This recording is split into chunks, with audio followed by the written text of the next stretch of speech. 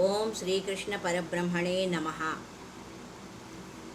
గృహిణి జీవితంలో సంపూర్ణ విజయానికి భగవద్గీత ఏ విధముగా ఉపయోగపడుతుంది అనే విషయాన్ని తెలుసుకుందాం.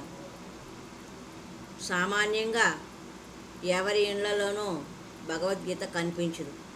ఒకవేళ ఉన్నప్పటికీ అది ఇంట్లో పెద్దలు, వృద్ధులైన వారి సొత్తుగా అయి ఉంటుంది. వారు కూడా దానిని ఏదో కాలక్షేప గ్రంథంగా మాత్రమే వాడుతూ ఉంటారు. నిజంగా వారికే భగవద్గీత మహిమ అర్థమై ఉంటే వారి వంశంలో వారికి సంబంధించిన కుటుంబాలలో భగవద్గీతకు ఎంతో ప్రాముఖ్యం వచ్చి ఉండేది.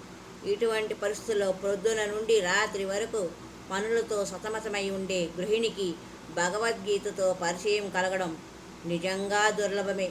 దీనికి తోడు భగవద్గీతను గురించిన అపోహలు కూడా జనులలో ఉన్నాయి.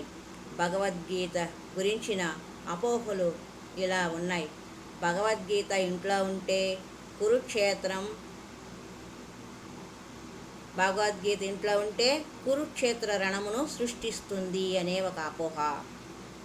భగవద్గీత చదివితే సన్యాసి అయిపోతారు. భగవద్గీత చదివితే ఇంట్లో మరణం వచ్చినట్లే. భగవద్గీతను పెద్దయ్యాక చదువుకోవచ్చు. కృష్ణార్జునుల ఫోటో ఇంట్లో ఉంటే ఇంకా గొడవలే గొడవలు. గృహిణి కోరుకునేది ఏమిటి? భగవద్గీత చరిత్ర, ప్రామాణికత. ఇలా అపోహలైతే 5 ఉన్నాయి. ఈ 5ంటిని, ఆ అపోహలను ఆమె అవగాహన చేసుకుంటే ఆమె జీవితంలో జరిగే అద్భుతాలు ఏమిటి అనే విషయాన్ని మరి యొక్క సంచికలో తెలుసుకుందాం. హరే కృష్ణ హరే కృష్ణ కృష్ణ కృష్ణ హరే హరే, హరే రామ్ రామ్ రామ్ హరే హరే. హరి ఓం తత్సత్.